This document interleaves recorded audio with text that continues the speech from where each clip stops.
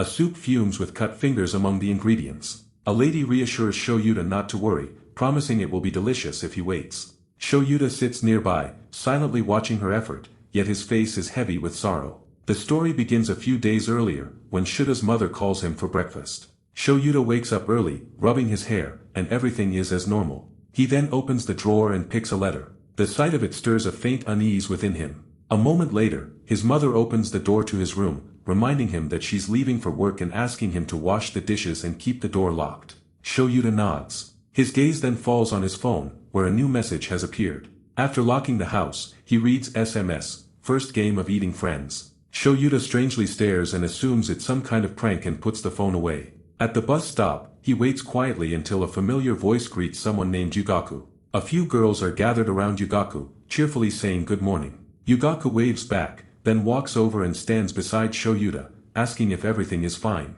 Shoyuta casually mentions that the girls behind him want to talk to him. As they walk, Yugaku teases that Shoyuta has become quite popular in school. He then asks Shoyuta if anyone else would even matter when he has someone he likes. Yugaku then asks if he gave the letter to Koharu. Shoyuta hits him with a bag for his loud voice. Shoyuta shrugs and says he's waiting for the right time to confess his feelings to someone. Yugaku grins and says there's no better time than now. Just then, a girl with long hair named Koharu appears from behind. She offers a greeting with a smile. Shoyuta freezes for a moment before managing to return her greeting. Another girl, Endo Yugaku, calls out to Koharu to wait. She greets both Shoyuta and Yugaku before they all continue toward school together.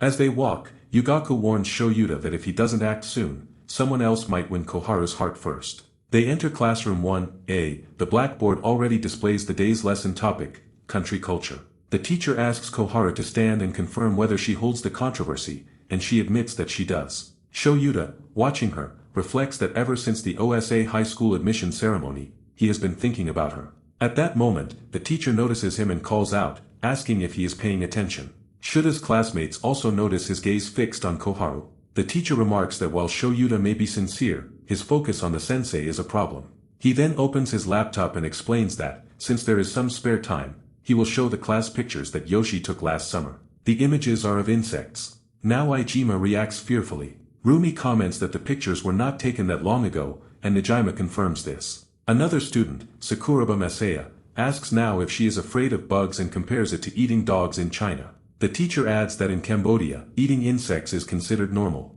Some of the girls whisper that they feel bad for anyone eating insects, insisting it would definitely not taste good. Meanwhile, Himamaya Yua remains absorbed in her reading. A girl casually says there's no need to worry about what they're eating, as it's likely delicious. She recalls eating a lobster and a bee at her grandmother's house, finding both surprisingly tasty. Hiroki Tanabe smirks, saying it's no surprise Yuki, a merchant's daughter, is so bold. He notes that insects are highly nutritious. A few students around them laugh, teasingly urging Yugaku to wait before saying more. Then Yua interrupts and tells Endo can eat insects. With a faint smile, now continues, asking what they'd like her to bring next time she catches some, perhaps a cockroach or a centipede. Her mockery makes Yua fall silent, looking uneasy. Shoyuta senses the discomfort.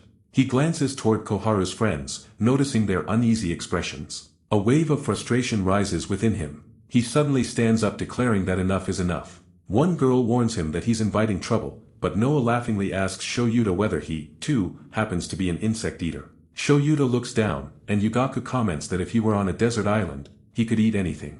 Shoyuta smiles faintly at him, then suddenly turns toward the girls and asks angrily if they would eat insects if their lives depended on it. The girls stare at him in surprise. From the back, a voice interrupts. A young man wearing glasses, Ayato, asks if they could eat their friends if their own lives were at stake. The entire class turns to look at him, stunned, and whispers break out as students glance nervously at their phones. Fear spreads quickly about receiving a strange message. The teacher notices the shift in atmosphere and abruptly ends the lesson, saying the subject has changed. He waves his hand and remarks that fried crickets taste the same as fried potatoes. Koharu checks her phone and appears worried.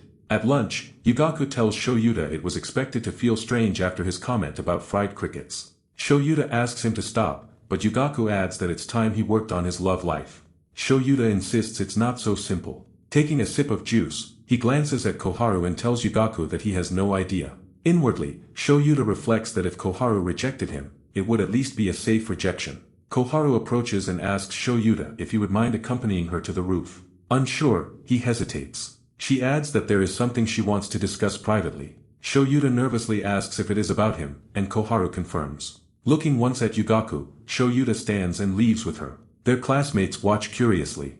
As they approach the stairs, Koharu asks if he is alright. Shoyuta thinks to himself that she has no idea how popular she really is. She climbs the steps first, with Shoyuta following behind, a letter hidden in his pocket.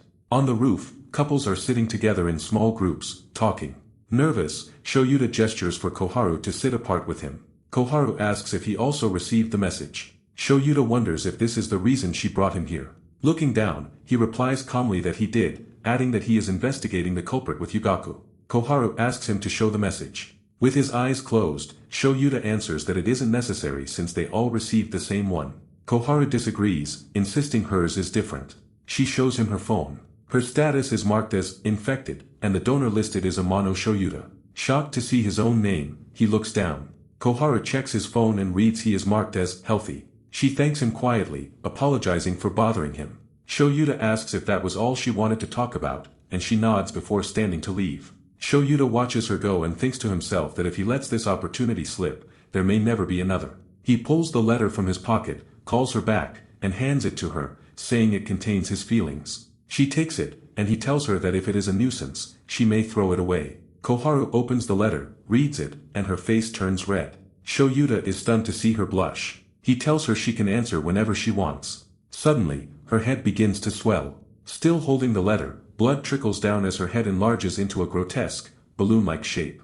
Shoyuta freezes in terror. In the next instant, her head bursts violently, and she collapses lifelessly to the ground. Horrified, Shoyuta picks up a blood-stained fragment that reads, "I like you." At that moment, his phone vibrates. A message from the game flashes at exactly 1 p.m. It reads, "Seki Koharu is dead." This is one of the 40 deaths. All of Koharu's classmates feel threatened after seeing the image of her lifeless body. Even Shoyuta mutters in shock, wondering what is happening. The next morning at assembly, the principal declares Koharu's death an accident, and later, their teacher asks the class to stay calm despite their grief. He warns the students not to be influenced by malicious prank emails. Shoyuta receives a new notification on his phone confirming his healthy condition. His expression darkens. He quietly blames himself for Koharu's death, thinking that if he hadn't gone to the roof or given her the letter, she might still be alive. Yugaku tries to calm him, but Shuta's guilt only grows deeper. Yugaku suggests Koharu's death might be tied to the Friends Eater game, and as Shoyuta listens, he adds that if the game's predictions are true, another infected person will be chosen today. Yugaku recalls Koharu saying she was the only infected in Class 1A and that only the infected know their donor's name. Shoyuta realizes another death is coming, while Yugaku reasons that if it's a game, there must be a way to survive or clear it. He speculates that for an infected person to save themselves, they must ingest the donor's vaccine. Shoyuta quietly admires Yugaku's ability to stay calm and analyze the situation. He calls Yugaku and decides to act together. Yugaku confirms. Shoyuta goes onside to question the boys, leaving the girls' side to Yugaku. After a short gossiping with both genders, Yugaku calls out that he has found their target. Together they approach Yuki, a girl from the literary club who used to work closely with Koharu and Indu. Yuki shows them her phone, trembling as she reveals a message from the game announcing her infection. Shoyuta urges her to stay calm and listen carefully. He explains that what she does next might decide whether she lives or dies. After thinking it over, Yuki says she might survive with the donor's vaccine, but they first need to find the donor's hair. Shoyuta checks the data and identifies Yuki's donor, now Ijima. Now, known for her flashy look and sharp tongue, dominates the class with her confidence and pride. Shoyuta tells Yugaku that he'll approach her directly. When he does, Now looks unimpressed and says she doesn't understand what he means. Her friends, including Najima, mock Shoyuta when he asks for her hair. Deciding to be honest, he explains that she is the only person who can provide the vaccine Yuki needs to survive. Shoyuta pleads with her again. Now whispers that she doesn't believe a word he says. Yugaku sits before her, speaking softly that it's no prank. This game actually influences and decides life and death, and this time he is also asking her help.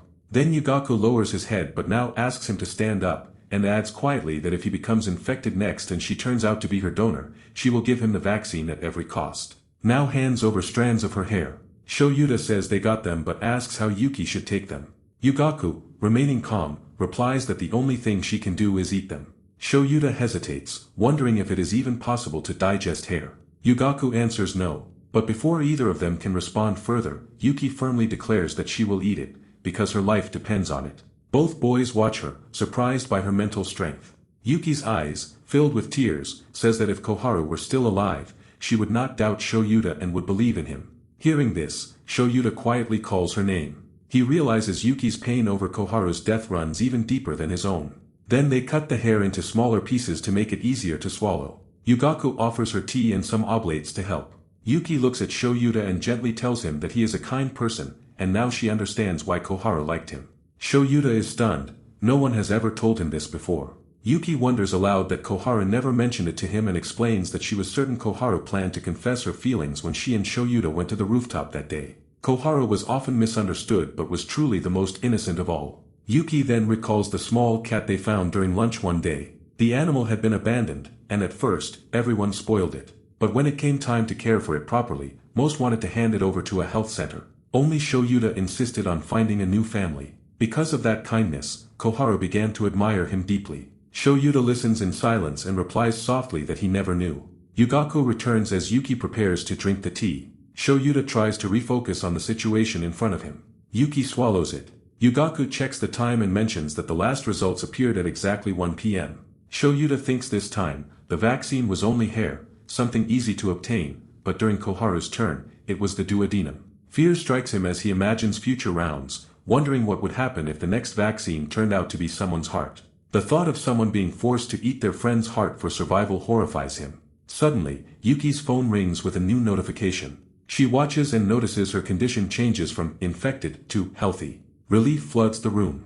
Yugaku jumps with excitement and even climbs onto Shuta's shoulders in celebration. Yuki thanks them both, and Shoyuta replies that this victory belongs to everyone. News of their success spreads quickly, surprising their classmates. Yuki thanks Nao for her help, but Nao responds sharply, telling her to thank Yugaku instead. The class starts chatting again when, without warning, everyone's phones ring simultaneously. Shoyuta assumes it's another result announcement. When he checks the screen, both he and Yugaku are stunned. The total number of deaths has increased, and now 6 people are listed as deceased. Shoyuta stares in disbelief, saying they had just cleared the game. A loud crash interrupts him as a frustrated boy kicks a desk and demands to know who is playing this cruel prank. Panic spreads when a girl says that Aoi hasn't replied to her text since morning, and another confirms it. Yugaku quickly observes that all 6 names on the death list belong to students who are absent today. Trying to stay calm, Yugaku urges cooperation, telling them to visit absent students' homes and pairing everyone by neighborhood. Turning to Shoyuta, he assigns him Inami's house and asks him to send a message once he learns anything. Shoyuta runs through the streets, his heart pounding. He cannot believe that 6 people could die at the same time. When he finally reaches Inami's neighborhood, he sits abruptly, his breath shaking. Police tape seals the area, officers guard Inami's house, and chill hits him as he realizes the game's horror isn't over yet. Shoyuta tells Yugaku that Inami and 5 others were found dead despite being marked healthy, shocking Yugaku as Shoyuta explains the game kills anyone who skips school. He then asks Yugaku to come to his apartment so they can think things through together. At Shuta's apartment, they note the confirmed rules. Participants are healthy or infected. Status emails arrive at 5 a.m., deaths at 1 p.m., and the infected die if they miss their vaccine or stay home. Shoyuta asks him to share the info, and Yugaku says it's best if everyone gathers in one group to avoid confusion. Shoyuta takes a deep breath and says that if the game continues tomorrow, they won't know until morning. Yugaku suggests they go outside and take a short break. Both head to the tire park and stop beneath an old, tall tree. Yugaku recalls that Shoyuta was the first person to climb to the top of it. Shoyuta smiles and asks when that happened. Yugaku admits that he's glad to see Shoyuta smiling again since, after Koharu's death, he had been constantly depressed. Shoyuta tells him that when he was on the rooftop with Koharu, he thought she wanted to discuss the mystery behind the game, but she had remained quiet and calm. Now he believes that if solving this mystery is the only way to give her peace, he's ready to do it. Yugaku looks at him for a moment, then smiles faintly. Yugaku swings gently and says that, speaking honestly, he has been feeling low himself. Shoyuta scratches his head and says he understands, teasing that the boy who always clung to him turned out to be a perfect person. Yugaku laughs, saying Shoyuta hasn't changed, but Shoyuta replies he's still 16 and ordinary. Yugaku smiles, admitting Shuta's actually amazing. Then he extends his hand and says they will end this game together, and their duo will be reborn. They shake hands firmly, sealing their resolve. The next morning, Shoyuta checks his phone and feels relieved to see his condition is still healthy. Yet the relief is bitter, because it also means another classmate will die. Meeting Yugaku at school, he says this makes it the third day in a row. Yugaku then shows his phone and reveals that he is the one infected. Shoyuta freezes in shock and asks if he's sure. Yugaku shows him a small tooth and explains that he already prepared a vaccine. He got it from a girl in the women's basketball club who recently had her teeth corrected. At first, Shoyuta is surprised, then relieved. Now suddenly asks if the game targets only their class and whether vaccines from outsiders would work. Shoyuta reveals Yugaku's donor is a girl from Sakurazaka High, but Yugaku calms him, saying Nao's question is valid and they must test it to know for sure. Nao then steps forward and offers Yugaku one of her own teeth. Both boys look at her in disbelief. She reminds Yugaku of his earlier promise, saying doing nothing now would make her a failure as a woman. Nao had sworn that she would give Yugaku her vaccine no matter what. Yugaku thanks her sincerely but insists that it should be a last resort. They still have time left, he says. He also acknowledges that Nao was right, vaccines from non-participants may not work. Looking at the tooth in his hand, Yugaku says this is their chance to find out. He puts the tooth into his mouth and swallows. Shoyuta anxiously asks if he feels anything different.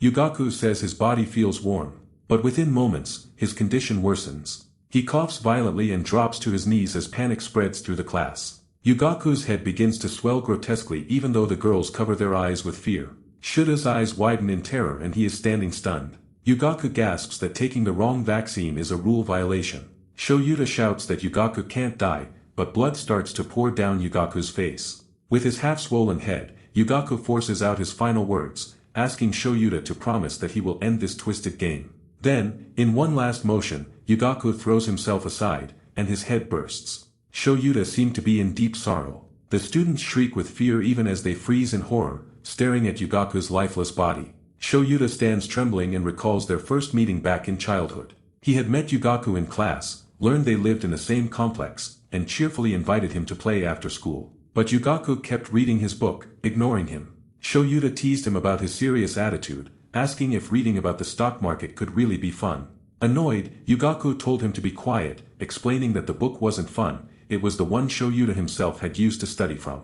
After school, Shoyuta asked again why he was reading such books. Wearing worn-out slippers, Yugaku looked up and asked if Shoyuta knew why they lived in the rundown Taiyuman apartments, a place that felt more like a garbage dump than a home. Shoyuta didn't understand, but Yugaku turned and said that someday he would join a famous corporation and become rich, so he could give his parents a better life. Shoyuta gazed at him with admiration, calling him cool. Yugaku asked if he wasn't going to laugh, calling Shoyuta a strange guy. Shoyuta laughed warmly, saying he never thought there would be someone as amazing as Yugaku in their class. Yugaku looked away, moved but unsure how to respond. Shoyuta then invited him to play at the tire park together.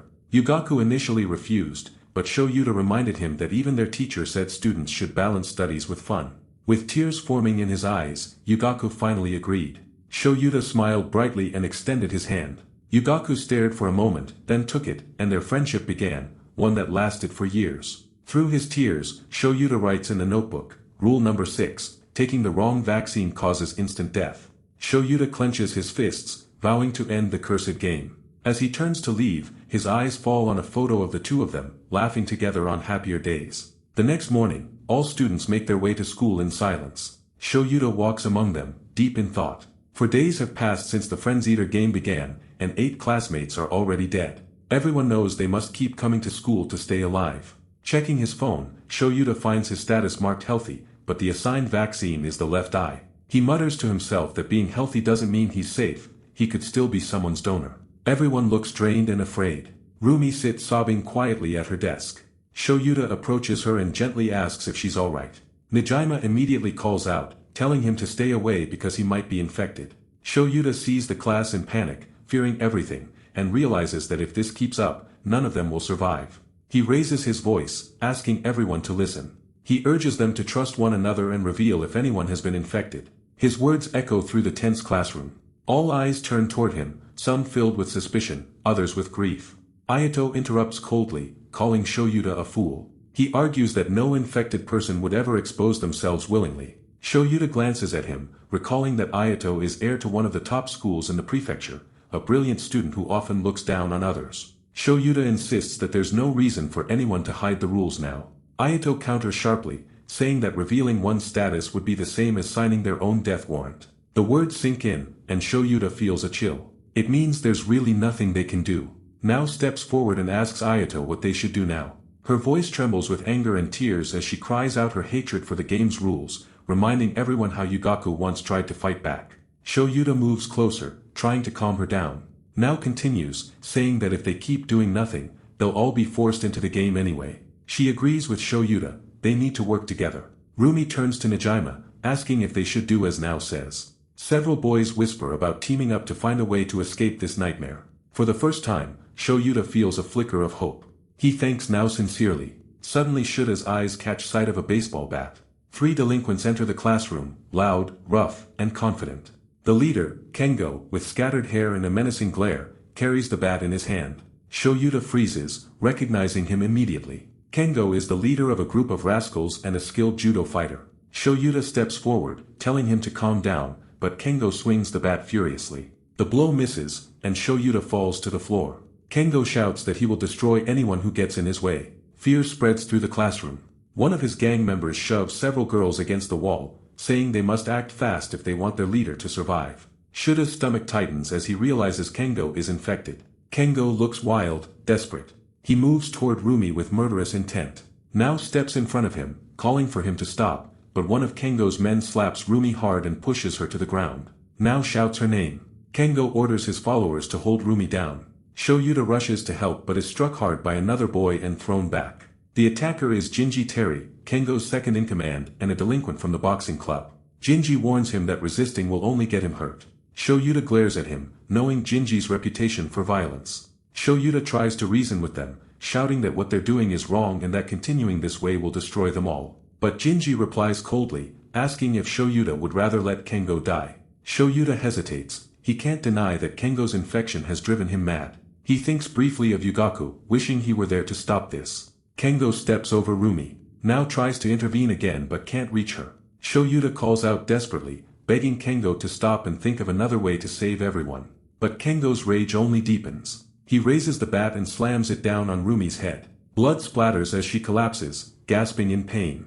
The classroom freezes. Now, Nejima and the others stare in horror as Kengo kneels beside Rumi's body. He reaches into his pocket and pulls out a spoon. Without hesitation, he pries open her eyelid, scooping out her left eye to use as his vaccine. The sight makes several girls cover their mouths, trembling and nauseated. Now sinks to the floor, weeping for Rumi. Shoyuta stands motionless, his body shaking. Ayato turns to him and asks bitterly if he still believes they can trust each other after witnessing something like this. Ijima breaks down completely, sobbing uncontrollably. Moments later, every phone in the classroom vibrates. A new message appears, Rumi Moriboshi, deceased. Shoyuta stands over her body, staring at the blood beneath her head, his mind spinning as he grasps how hopeless things have become. Lost in thought, his phone still in his hand.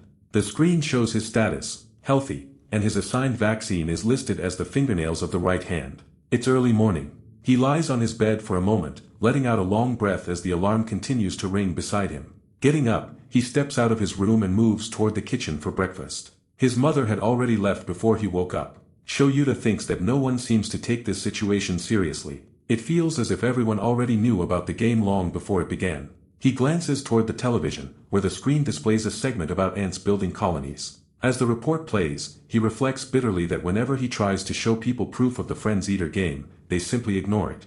It's as though the entire world is pretending not to notice. Watching the ants on the screen, Shoyuta begins to suspect that whoever created this game is the mastermind behind everything. An idea strikes him. If he can locate the person responsible, he might find a way to escape this nightmare. But before he can think further, the doorbell rings violently, echoing through the apartment. Shoyuta flinches, his heart pounding. The ringing continues, sharp and urgent.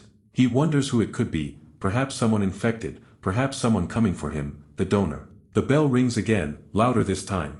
It's Yuki. Relieved, he opens the door. Yuki apologizes for bothering him and says she came because she needed to ask him something. Shoyuta feels surprised and quickly invites her in, asking if she's on her way to school. Carrying her bag, Yuki nods and admits she felt helpless being alone in the morning. Her tone softens him, and he agrees to walk with her. Yuki thanks him warmly. Before leaving, Shoyuta tells her to wait while he gets ready. As she smiles, she asks him to just call her Yuki instead of Yuki-san. Shoyuta nods with a faint grin. Inside his room, Shoyuta opens a drawer and takes out a small folding knife.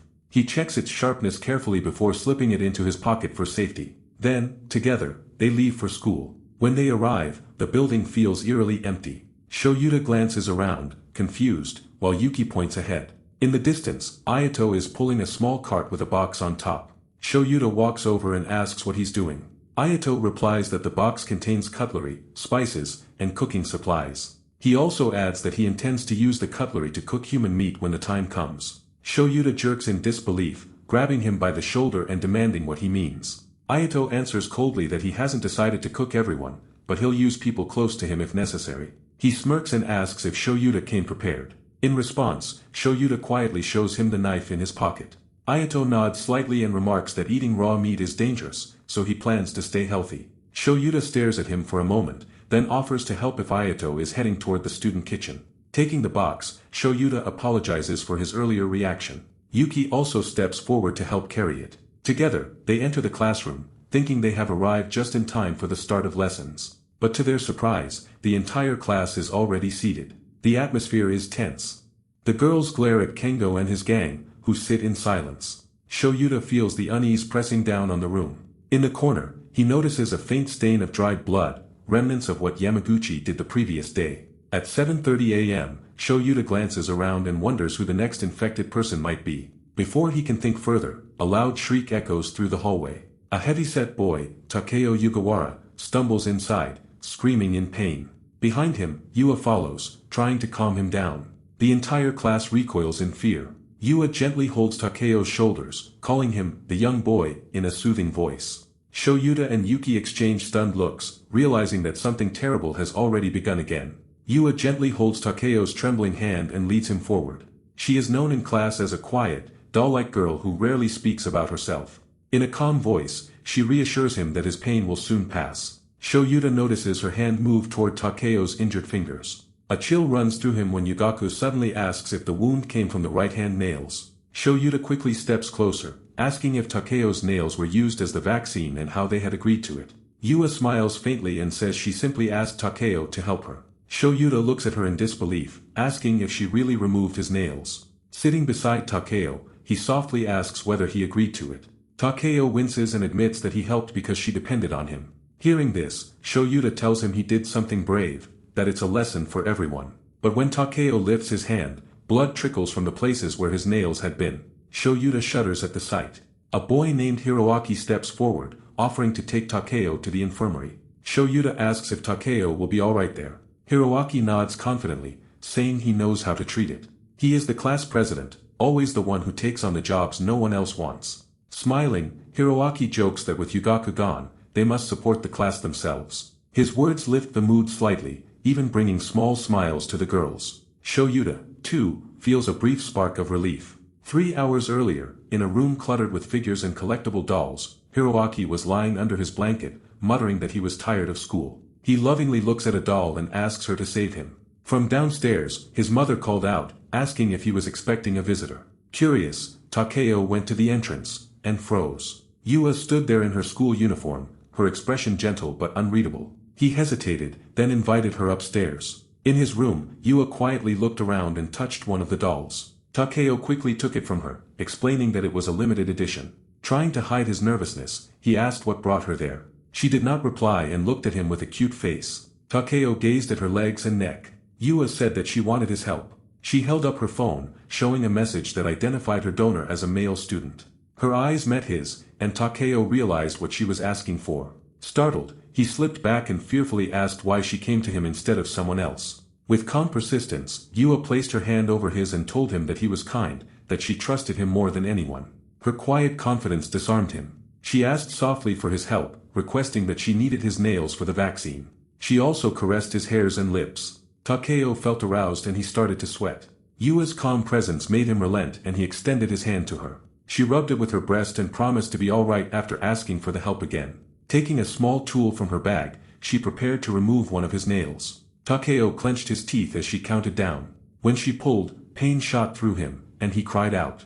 Back in the present, Hiroaki finishes bandaging Takeo's hand while the others watch in silence. Yua sits nearby, calmly polishing her own nails. Ayato observes her with a sharp look and mutters that she's a clever woman. Moments later, a notification sounds about the 5th round's clearance. The next morning, Shuta's phone blinks with a new email. He shudders as he reads it. His status is infected and his vaccine is the kidney of Hiroaki Tanabe. The thought that he may have to kill Hiroaki shocks him, his body trembles. He looks around the room, searching for any other option, then leaves for school with a heavy heart. On the way, Yuki sees him and freezes when she learns he's infected. Shoyuta confirms it, and Yuki tells him there was someone in her neighborhood who once took a kidney from an older man. She adds that both he and Hiroaki could survive with a single kidney. Shoyuta thinks a man can live on one kidney. Calmly, Yuki says she has something important to tell him. Shoyuta looks at her as the train passes by them just like a movie scene. At the station she blushes, admits she has feelings for him, and confesses she has liked him for a long time but restrained herself because of how Kohara felt.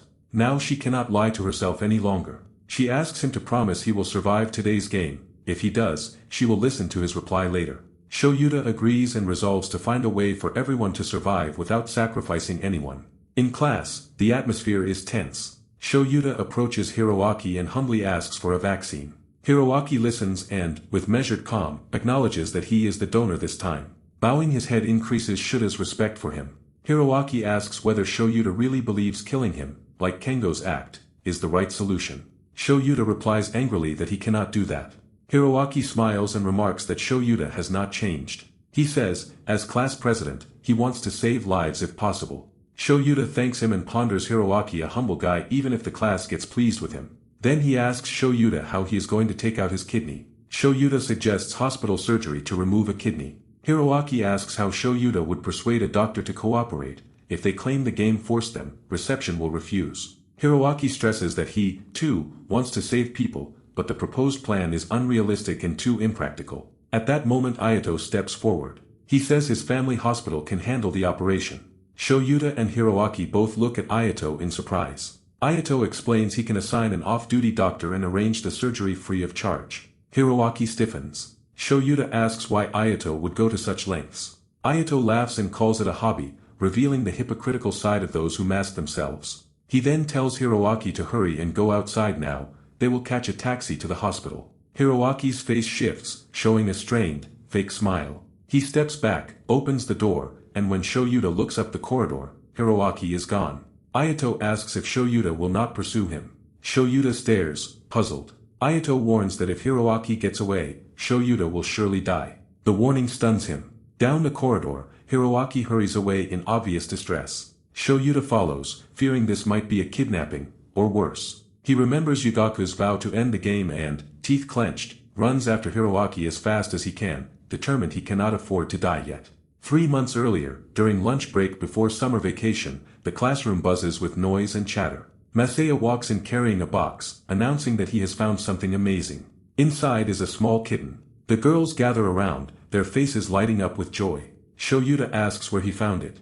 Masaya proudly replies that it was abandoned near the school gates. He calls it unbelievable that someone could do something so heartless, adding that if he hadn't found it, no one knows what might have happened. Yuki brings the kitten to Koharu, who is reading quietly. Koharu glances up and says she isn't interested. Yuki gently asks her to help dry it off. Smiling softly, Koharu takes the kitten and admits that it's adorable. Shoyuta, watching her, realizes he has never seen her smile like that before. When he asks who will care for the kitten, Masaya quickly says he only picked it up. He has no plans to raise it.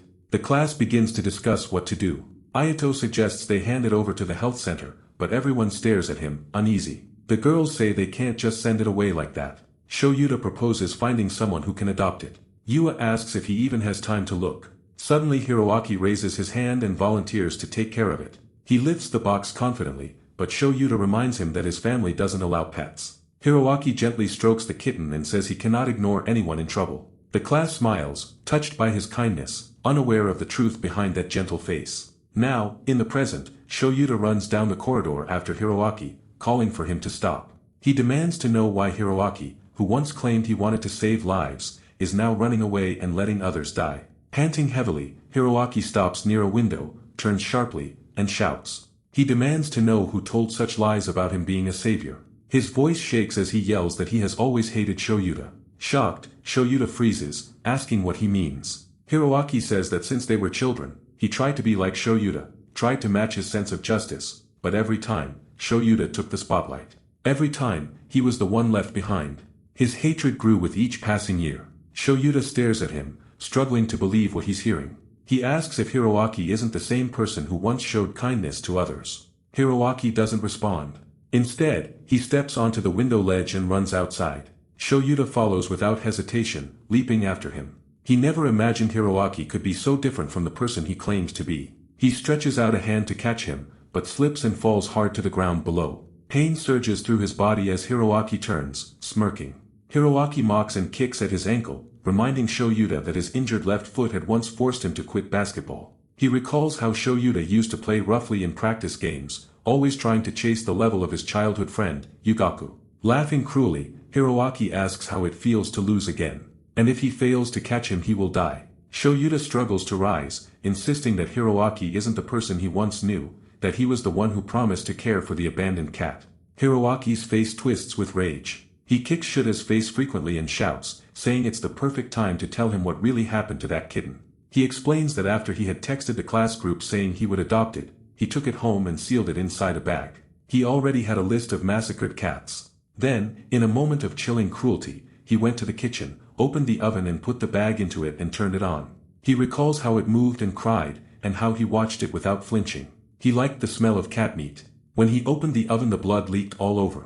Shuta's face turns pale as Hiroaki continues, describing how looking down on something weaker than himself gave him satisfaction. With that, Hiroaki turns toward the exit, smirking coldly. He says his story ends here and walks off, leaving Shoyuta injured and helpless. Hiroaki laughs loudly near Shoyuta and believes that if Shoyuta cannot catch him, he will soon die. Shoyuta lies on the ground and looks at him with innocent eyes. Hiroaki moves toward the school gate. As soon as his first step goes outside the school boundary, he screams loudly. Shoyuta quickly looks at him and sees that Hiroaki's face, like everyone else before him, swells into a large ball-shaped mass. Shuta's eyes freeze in fear. Hiroaki's glasses fall to the other side, and he holds the swollen round mass on his face with both hands. Within seconds, his face tears open. Shuta's body begins to shake when he sees it. He wonders why this happens to Hiroaki even though he was a healthy person. Suddenly, Ayato arrives from nearby. He shows interest and looks at Hiroaki's dead body. He instructs Shoyuta to keep an eye on the body and not go near it until he returns. Ayato quickly returns with 2 wipers. He tells Shoyuta that he will pull the dead body from the right side, and Shoyuta must pull it from the left. He gives 1 wiper to Shoyuta and tells him to hurry before time passes and the body becomes useless. Shoyuta picks up the wiper with a shaking body. As he steps forward, one of his feet almost crosses the school boundary. Ayato shouts and warns him not to leave the school. The 5th rule of the game states that anyone who stays at home or goes far from school dies. Everyone who joins the game is forced to remain inside the school grounds. Absentees die, and anyone who leaves early also dies. Shoyuta finally understands this and realizes that this is why Hiroaki dies. Shoyuta asks Ayato if he knew beforehand that Hiroaki would try to run outside. Ayato believes that selfish people like Hiroaki are easy to predict. He explains that words like love and friendship are foolish words and have no real value. According to him, the world runs only on selfish interest, and human ego is everywhere. They both pull the dead body back inside with the wipers. Ayato tells Shoyuta that it is good for him because he receives a vaccine without getting his hands dirty. Shoyuta weirdly reacts at his words. Ayato grabs a scalpel and makes cuts on the kidney area of Hiroaki's body. Shoyuta wants to do the work himself, but Ayato tells him to stay silent because giving such a task to someone like Shoyuta will make the situation worse. When Ayato cuts, blood splashes onto his glasses. He removes the kidneys and places them outside. He tells Shoyuta that it is now up to him to decide how he wants to use them. Shoyuta seems very scared. He picks up the kidneys with trembling hands and lowers his head near Hiroaki's corpse. From a distance, Yuki runs toward them and calls out to Shoyuta. Shoyuta is sitting with a frightened expression, covered in blood stains. Yuki feels angry at Hiroaki because he promised to enjoy Shuta's suffering but escaped outside instead of helping. Ignoring everything, Shoyuta shows the kidneys inside a small bag and indicates that he has found what he needed. Yuki becomes shocked. After a moment of silence, she tells Shoyuta to eat them quickly. After a short pause, she decides to cook them for him. Shoyuta follows her, and both of them go to the student kitchen. Yuki opens the bag, cleans the kidneys with a knife, and cooks them on the stove. She comments that the smell of the kidneys is similar to animal organs. Shoyuta looks at her and quietly wonders if she is helping him with some hidden motive. At the same time, he finds her strange and surprising. Shoyuta builds soft feelings inside his mind. Yuki places the cooked kidney stew in a bowl with a spoon in front of him. Both Shoyuta and Yuki watch it with tense eyes. Shoyuta holds the spoon with shaking hands. A wave of nausea rises in him. Yuki lightly taps his shoulder and reminds him that he must eat if he wants to survive. Shoyuta feels sick but forces himself to take one spoonful. As soon as he takes it inside his mouth, he closes his lips and vomits. At that moment, a notification appears, showing that Shuta's status changes from infected to healthy. He quickly puts the bowl aside and rushes outside to vomit again. Yuki supports him while he leans forward and continues throwing up. The next morning, Shoyuta lies on his bed when someone rings the bell. Yuki is outside at the door. She watches Shuta's phone and expresses relief that he is healthy again. Also, today's vaccine is lungs. Both of them leave for school together. Shoyuta feels exhausted because he probably did not sleep properly last night. Shoyuta holds his head and feels guilty that he had to deal with Hiroaki in such a harsh way just to stay alive. He wonders how he will face Koharu. Yuki tries to reassure him. She says she is sure Yugaku will understand the situation. She also mentions that during the morning, when Yugaku learned he was infected, he touched Yuki's shoulder and said that life is only about continuing to live. Yuki never imagined something like this would happen afterward. Yuki also says that Shoyuta should not blame himself too much. She is happy that he is alive. She looks at him with gentle eyes. Shoyuta looks back and realizes that he will try to survive every day, but if things continue like this, he might soon fall in love with Yuki. He cannot lie to himself anymore, and hiding feelings from her would be unfair. At that moment, someone calls them from behind. It is Masaya. He tells Shoyuta that this is the first time he sees him alone with a girl. Masaya is known among students for rumors about his relationships with girls. He used to be a good basketball player in middle school. He behaves strangely and gives the impression of someone sleazy. He asks if Shoyuta and Yuki were together last night. Shoyuta tells him they are only going to school together for safety. Masaya gets into the train. Shoyuta and Yuki watch him for a moment before continuing their path. After some time, they reach school and enter the classroom. Shoyuta notices that 2 hours of school have already passed and that today's vaccine is lungs, yet nobody is stepping forward for it. Half the class is absent. Maybe they are chasing others outside for the vaccine. Suddenly someone throws a paper ball at Shoyuta from behind. He opens it and reads the words telling him to go away and calling him a cannibal. Shoyuta is shocked. Some classmates whisper among themselves. They claim Hiroaki was a good person and Shoyuta killed him. They complain that Shoyuta comes to class calmly even after that. Yuki suddenly raises her voice and defends him. She says Shoyuta did nothing wrong. She also says Hiroaki was not a good person.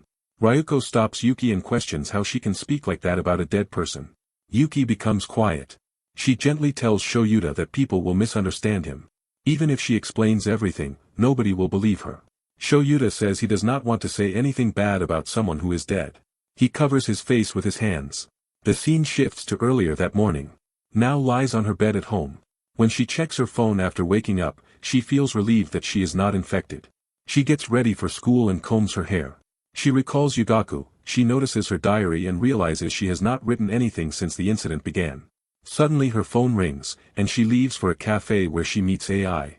AI apologizes for calling her early. Now wonders about the reason and notices that AI has ordered coffee for her. AI refuses to take money back and says today's treat is different. AI then reveals that she is infected this time. Now is shocked. AI opens her email and shows that the donor assigned to her is Masaya, the boy known for treating girls badly. AI asks for Nao's help because she is her only trusted friend. Nao sits down and asks if AI truly wants to kill Masaya. AI says she does not want to kill him herself. Instead, Nao must trap him. She explains that Masaya has been trying to seduce Nao for a long time. She wants Nao to use her femininity to lure him. Once Nao seduces him, AI plans to stab him from behind and take the vaccine. Nao thinks that it does not matter how they get the vaccine. If they do not kill him, they cannot obtain it. She also thinks she cannot fail. AI reminds her that she is her only friend left. Rumi is already dead, and if AI dies too, Nao will have no one.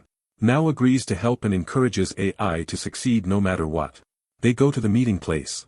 AI hides behind a tree. According to the phone chat, Masaya is supposed to arrive at that time. Nao feels she has not made any mistake yet. Masaya arrives and acts pleased that Nao texted him first. He licks his lips and apologizes for being late. now sees this and finds it disgusting. He asks if she wants him as her bodyguard and comments on her appearance with crude confidence. He thinks she looks like a boy and is not infected at all. Now asks him if he feels someone might target him.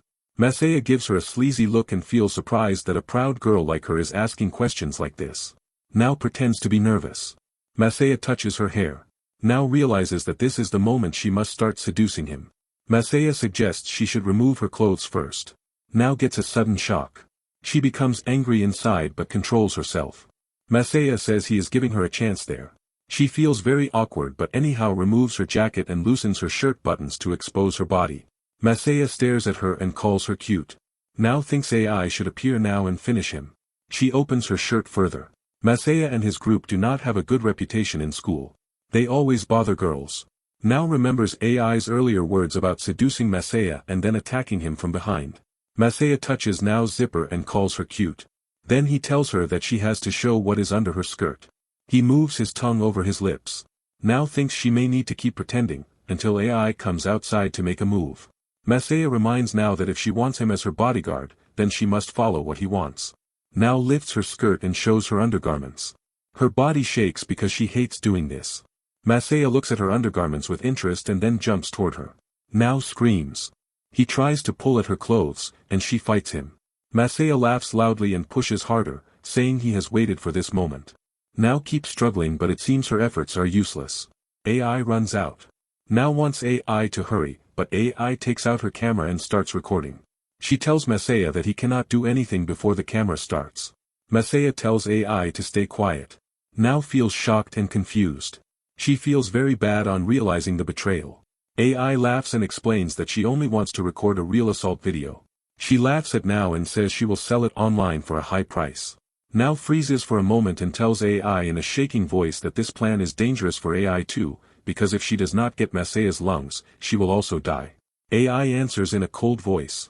She says Nao is always too innocent. The email she showed Nao earlier is not from the Friends Hunter game. She made it herself. She says she and Masaya planned everything. Nao is her real donor. She already gets the vaccine in this video. Masaya also gets what he wants before killing Nao. AI calls it a win-win deal. Nao loses her strength. She asks why AI does this when she used to be her friend. AI responds that she never considers Nao a friend. Nao always has money and a high-status family, so no one can show hate to her openly. AI grins and says Nao is someone she wants to use for money as well. Masaya attacks Nao again and tears her clothes. AI grins and keeps recording. Suddenly, she looks in another direction. A stone hits AI's face. She drops the camera and bends down in pain. Masaya's friends Masaru and Junpei appear. They throw stones and break the camera. AI asks if they follow Masaya, but Junpei asks if she thinks they will let her walk away. Masaru grabs AI and drags her aside. They tear her clothes as well. She tries her best to resist. AI calls Masaya for help, but he ignores her and signals her to be quiet. He warns her not to try anything again.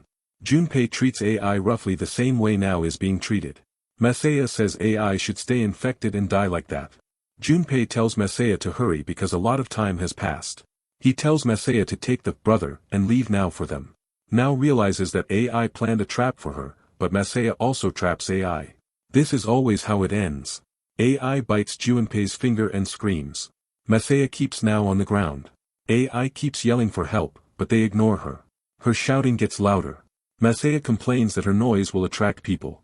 Taking advantage of this, Nao gets a chance to escape. She grabs the camera and hits Masaya's face with it, breaking his nose.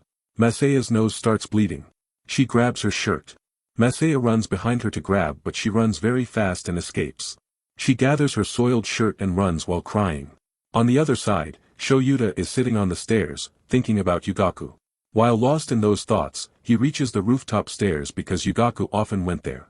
When Shoyuta climbs up and steps onto the rooftop, he is shocked to find Nao sitting there and crying. There are scratches on her body and tears in her eyes. Shoyuta calls to her from behind to know what happened, but she tells him to stay away. He quickly puts his coat around her, and Nao feels a little relieved. Shoyuta then sits beside her with his face turned away. Nao looks at him for a moment and begins crying again. Shoyuta wonders if she is okay, but she again tells him not to look at her. She says people always pretend to be good, just like Yugaku used to behave. Shoyuta tries to understand if something happened to her. Tears fall from Nao's eyes, and Shoyuta realizes that Masaya's group is responsible. Nao says she is scared of this game. She is also afraid of the way people judge others, and she does not want to die yet. Shoyuta understands her fear and tells her that only a little time remains before 1 o'clock, and when it reaches 1, she will survive. Nao turns her face towards him. At that moment, someone below starts shouting, to come out and asking if anyone is up there. Shoyuta recognizes Masaya's voice. He quietly tells Nao to stay there because Masaya must be looking for her. Masaya looks up the staircase from below. Both Shoyuta and Nao remain silent. Masaya suddenly strikes the wall with a broom, and Nao becomes frightened. Shoyuta immediately goes down. Masaya demands to know if Shoyuta has seen Nao. Shoyuta wonders if something happened. Masaya angrily tells him to shut up and says it has nothing to do with him. He then claims that if Shoyuta is looking for Nao, she just went to the other side through a door, maybe toward the third-floor bathroom. Masaya tells him to move aside because he is blocking the way. Feeling suspicious, he asks where Shuta's jacket is and whether he isn't feeling cold. Shoyuta gets amazed. He explains that juice spilled on it, so he left it to dry. Masaya looks even more doubtful and says he will still check upstairs. As Masaya starts climbing, Shoyuta gets scared. He begins thinking about whether he should protect Nao or not. But if he does, he fears what Masaya might do. Shoyuta remembers the day Masaya suddenly announced that he was quitting basketball. Masaya had told him that since 4th grade, he had played with full strength and practiced harder than anyone. He never imagined losing. He couldn't accept defeat, and because of that, he started hating basketball. Through tears, he had also said that when Yugaku returned, it felt like his 5 years of hard work meant nothing. Shoyuta had listened to him carefully. Now, as Shoyuta watches Masaya climbing the stairs, he understands the reasons behind his decision to quit. He also knows about the school rumors and how Masaya troubles girls. On the rooftop, Nao gets more frightened when listening to the thundering sound. Shoyuta is frozen in shock. He quickly pulls a knife from inside his shirt. His hands shake as he presses it tightly against his body. Masaya continues climbing. Behind him, Shoyuta keeps thinking that killing Masaya might be the only choice, because talking won't solve anything, and he can't save Nao otherwise. Shoyuta is holding the knife with shaking hands. Not only his hands but his legs are trembling as well.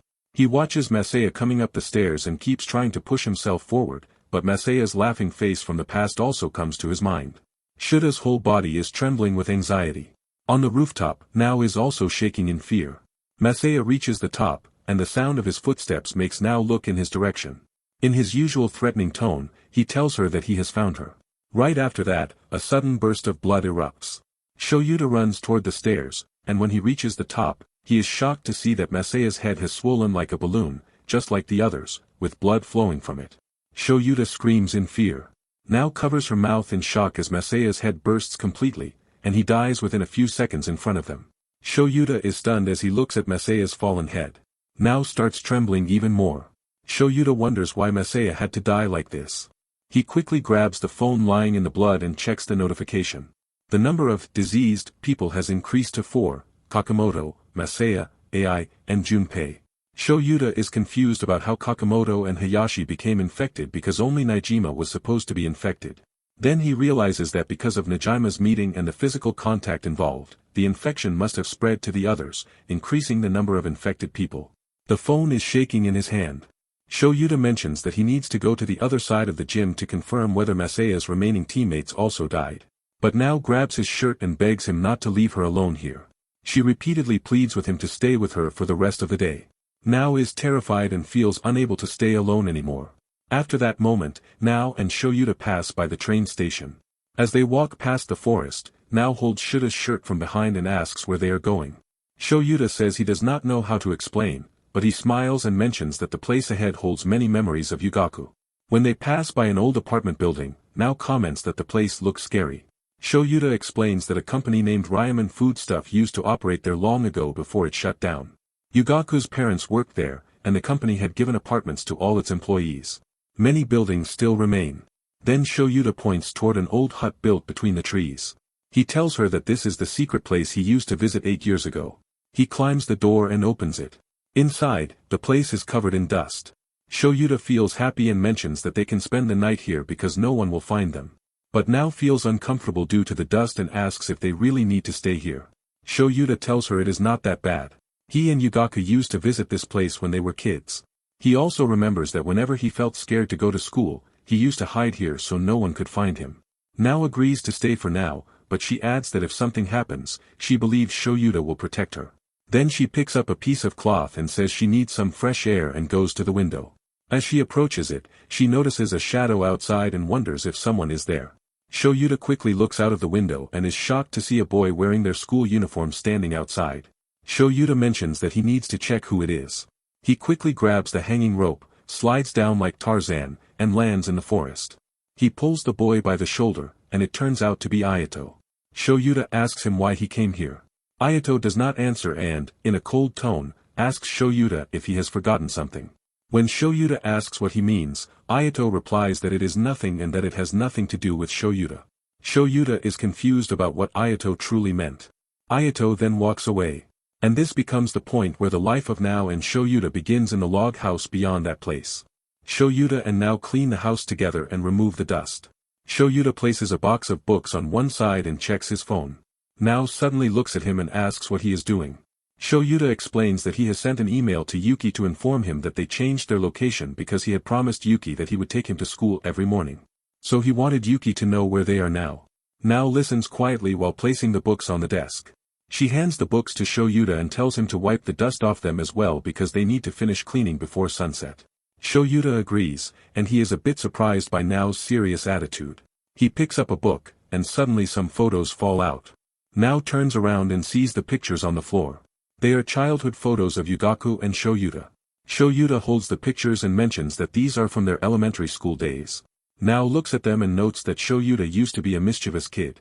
Shoyuta explains that almost everyone is mischievous at that age. Nao then looks at Yugaku's picture and becomes thoughtful. Shoyuta explains that Yugaku used to read books in the library all the time. Both of them become sad while remembering him, and for a moment, tears come to their eyes. Nao wipes her tears. Shoyuta takes a deep breath and tells Nao that he will do the remaining cleaning alone and that she should rest. Nao agrees, rubs her eyes, and walks to the other side. Shoyuta picks up another picture and notices a small girl in red clothes in the background. Nao suddenly turns back and asks what happened. Shoyuta tells her that it's nothing, only a girl in the picture whose name he doesn't remember. Nao looks at the photo and cannot find any girl in it, the spot he is pointing to is only dark and smudged. Shoyuta becomes confused and thinks he might be exhausted and imagined it. The sound inside the hut feels calm, and the weather is soothing. Shoyuta eventually falls asleep. When he suddenly opens his eyes, he finds Nao lying beside him, breathing softly in her sleep. Shoyuta is surprised and remembers that he did not realize when he fell asleep and that Nao covered him with a blanket. He looks at her quietly while she hums faintly in her sleep. He slowly tries to move out of the blanket, thinking she should not notice him. As soon as he gets up, Nao reaches out, grabs his shirt, and pulls him close. She holds him tightly. Shoyuta freezes, unsure what to do. He quietly tells her that something about this is wrong. Nao asks what is wrong. Shoyuta, in a soft voice, admits that he cares for her, and it troubles him. Nao suddenly asks if he is thinking about liking another girl and holds him even tighter. Shoyuta feels nervous from Nao's closeness. He pushes her gently away and sits down, with tears forming in his eyes. He tells her to control herself and reminds her that she does not love him. Nao sits up and explains that there is no one else here and that the only thing they have left is each other. Tears fill her eyes, and she starts crying. She clings to him and begs him not to leave her. She tells him that she is scared and wants him to stay by her side. Shoyuta holds her shaking head against his chest and admits that he is scared as well, and he also begins to cry. Tears fall from both of their eyes. Nao quickly kisses him. After a moment of silence, she tells him she feels embarrassed and also fears that maybe tomorrow one of them might not be alive. Shoyuta puts his hand on his face, sits on the floor, and feels overwhelmed. Nao looks at him, moves closer, and hugs him again. Shoyuta wraps his arms around her. They hold each other tightly, and it seems that comforting each other is the only way they can deal with their fear. Evening is almost about to start. Both of them take off their clothes and lie down in the bed, and they fall deeply into each other's warmth. They look at each other with soft, affectionate eyes, and both of them carry strong feelings in their hearts. Nao holds Shuta's hand and tells him that it feels a little strange because she never imagined she would fall for him this deeply. Shoyuta looks toward the ceiling and tells her that he wants to share something, and he wants her to listen. He explains that he needs to tell someone else in place of Yugaku. Nao tells him to go on. He reminds her about the injury he had on his foot. Nao remembers it clearly, the one from middle school, during the practice game. People talked a lot about it, and because of that, he left all the sports clubs. Shoyuta looks up at the lantern and explains that the injury healed quickly. The doctor even said he could return to basketball without a problem. Now looks at him with surprise and asks why he didn't return. Shoyuta explains that he was scared that Yagaku would defeat him in basketball. Even though the reason sounds foolish now, the moment he got injured, he felt relieved. He convinced himself that no one would compare his skills with Yagaku's. So he made the decision to quit on his own. Now becomes shocked and asks if he feels regret. He explains that he doesn't feel regret. Then he adds that no one is perfect, not even Yugaku. Now holds his hand gently and tells him that weak people are similar, and maybe this is why they should stay connected. She says she is weak right now. She wraps her arms around his neck. Shoyuta thinks she might be right, maybe one of them might not even be alive tomorrow. Then Shoyuta tells her he has something else important to share, something he suddenly remembered and needs to tell her today. Now looks at him, but before he can continue, they notice a shadow standing at the door. Both of them stare in surprise. Shoyuta tells Now to stay back while he checks. He opens the door and finds Yuki standing there. She is holding something wrapped in her hands. Shoyuta becomes shocked and confused. Yuki compliments the cabin and guesses they are staying there. She explains that she made lunch boxes herself. Shoyuta tells her she didn't need to take this trouble. Yuki explains that Shoyuta usually buys yakisoba meals from the school store, so she thought he might want this for lunch instead, even if the idea is a little unusual.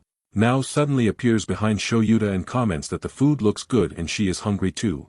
Yuki becomes surprised after seeing Now. The dish slips from her hands, but Shoyuta catches it quickly and asks if she is alright. Yuki says she is fine. They all eat together. Now takes a bite and finds it delicious, praising Yuki's cooking. Yuki explains that she has been practicing cooking for a long time. Now taps Shoyuta lightly and tells him not to say unnecessary things because his face attracts people easily, so he doesn't need to cook. Shoyuta looks toward Now. There is a curry spot on his face. Now quickly steps forward and wipes something from Shuta's lips. Shoyuta gets surprised by her gesture. Yuki becomes stunned and accidentally drops her glass. Shoyuta quickly tells her to wait and grabs a dusting cloth to clean it. Now tells him to clean another spot too. Then Yuki quietly turns to Shoyuta and asks if she can stay in the room overnight. She asks if they have any problem with it. Shoyuta and Now both become surprised.